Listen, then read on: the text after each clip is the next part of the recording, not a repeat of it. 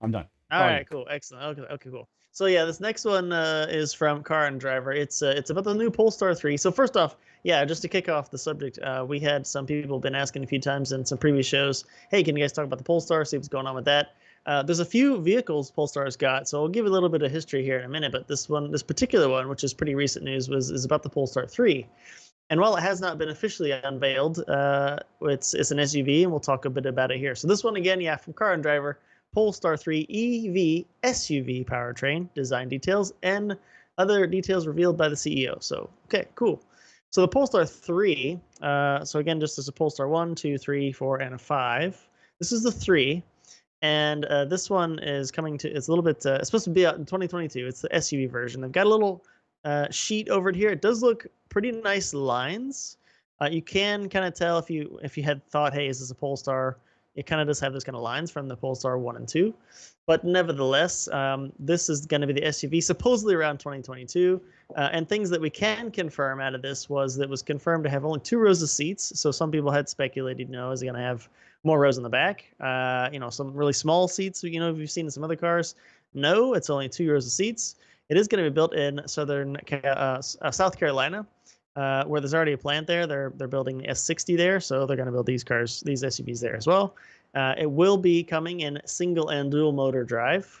They say that a lot of times it seems that the American market likes single motor vehicles a little bit more than maybe some of the Australian or some of the European markets like the dual motor setups. They did confirm the power output from whatever this setup is going to be will be greater than the EV version of the XC90. And I had to look that up just to make sure that we had all that. And the AV versions of the XC90 are about 400 horsepower and about 470 foot-pounds of torque, so greater than that, which is good. And yeah, so that's I'm just some things I pulled out of there, and I'll talk about some of the other things here in a minute. But initial thoughts, Mike? What do you think?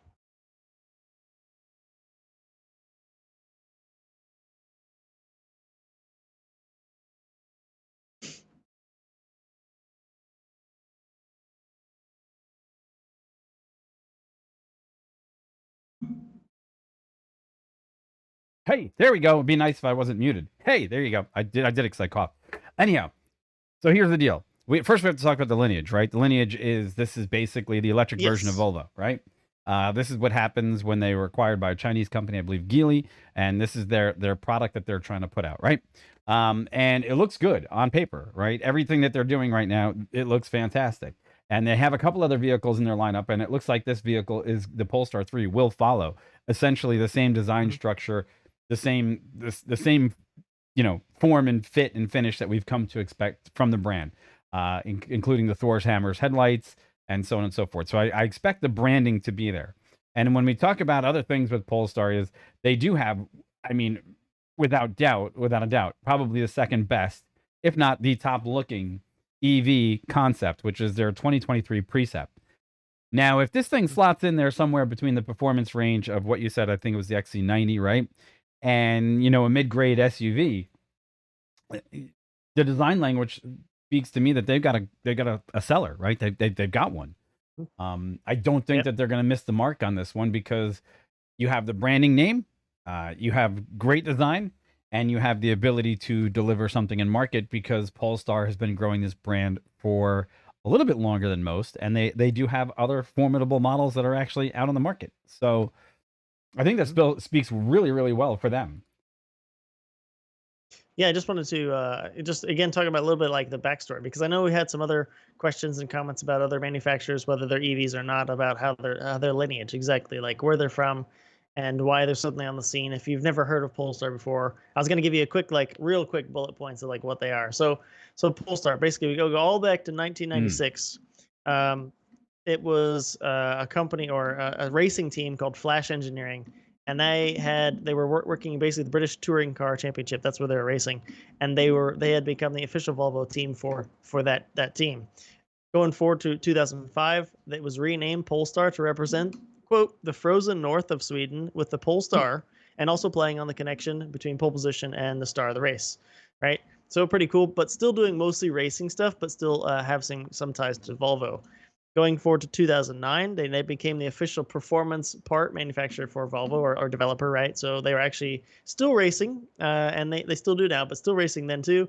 But they're making then modifications for performance modifications for street Mm-hmm. Volvos at that time.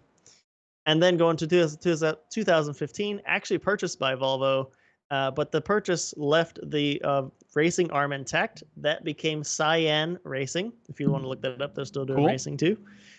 So they could still do the racing thing, but then they were officially under Volvo's wing. 2017, Volvo announces two things. Polestar now produces high-performance electric and hybrid cars for Volvo, of course. And then they will also be branded solely under Polestar and no longer Volvo. So they became their own like official thing then. And again, that's real quick. I know, just running through there real quick, but to kind of know they do have lineage all the way back to 1996, and pretty much seated in racing the whole time. Polestar was. So that's what they're doing. Their Polestar 1, the P1, was a 4-cylinder hybrid coupe. Cool. Yeah. That was, which I know you got some pictures up over there as well. And that had basically 60 miles pure electric, but then was set up for performance as well as a hybrid. And then the Polestar 2, and then all the ones after that were all electric, and they all are meant to be from that point on. And then the one you mentioned earlier, the 2023 Precept, that's the Polestar 5 technically, and yeah, that's the direct like competition straight at like Tesla, Lucid, some of the high end Porsche electrics. So yeah. I want one thing also to be noted, that they're going to be U.S. built in South Carolina, which is cool. Yes. So, and the fact that Geely's, like I said, they're a big Chinese company, they're their partner in this. But look, the Precip itself, and what so far I was just perusing the other things that are on the car configurator for the the Polestar 2, and they've got a long range motor, all wheel drive. They got a 408 horsepower version. They got 4.5 seconds. So look, if this 3 comes in at somewhere like the 300 horsepower range, and it's doing 0 to 60 in 5.3, possibly just 2-engine or 2-wheel drive, they might have themselves a seller. And it looks like they're going basically with the same structure that every auto manufacturer is. They're going to have obviously their top of the line model, and then they're going to drill down to the smaller versions of what they need. Now, here's one caveat. Polestar 3 sounds like it's going to be a mini SUV, which is perfectly aimed at what people are buying today. Almost resoundingly, that's a lot of the RAV4s, a lot of the Hondas. What's the mid-size Honda? I can't remember the name of it, but everybody's got a mid-sized SUV out there right now that's pretty much doing well. So good to see that they're aiming in the right place, right? Let's see if they hit it. Yep, definitely something to keep track of. And I know too, I think you Mitch said that the output of the Polestar 3 was going to be like 200 or so. Yeah, I mean, they did say, again, if it goes to the dual motor version, they confirmed it'd be more than the EV XC90. So we're still looking at like above 400 for the dual motor Polestar 3. So not a slouch. Yeah, look, I mean, definitely something to keep track of, to see if they, obviously, as we said before, they're going to have pretty good product, but we'll see how all they sort of all the charging and everything for trying to get really like scale going, like actually selling these at scale. And they have a model for sale today, which is great. So yeah, all right. Yeah. You want to close that one out for the nice folks at home? Yeah, sure. So thanks for sticking around for that. Again, if you guys like covering looking at cars and aviation and obviously space stuff, please like, share, subscribe down below. Very much appreciated. Remember, hit the bell so you know when we go live, and you guys can participate in the live streams too. And keep track when new videos come out, or when we're on location when we do that kind of stuff. So thanks.